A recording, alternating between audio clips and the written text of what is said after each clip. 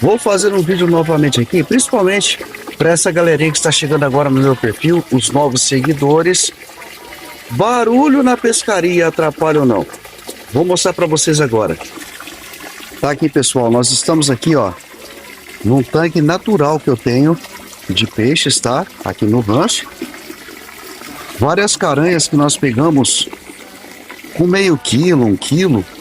E com o tempo, né, foram crescendo e agora, olha o tamanho que elas estão. Aranha bonita, olha essa aqui, ó. Como vocês veem, né, eu posso conversar alto, como eu estou conversando, e elas estão normal. Agora é o seguinte, pessoal. Eu vou bater o pé aqui, ó, no chão, e dar uma olhada na reação delas. Barulho na água. Atrapalha ou não? Vamos ver? Aí tá, pessoal, mais do que provado que atrapalha. Pesca sertaneja tá com tudo, galera.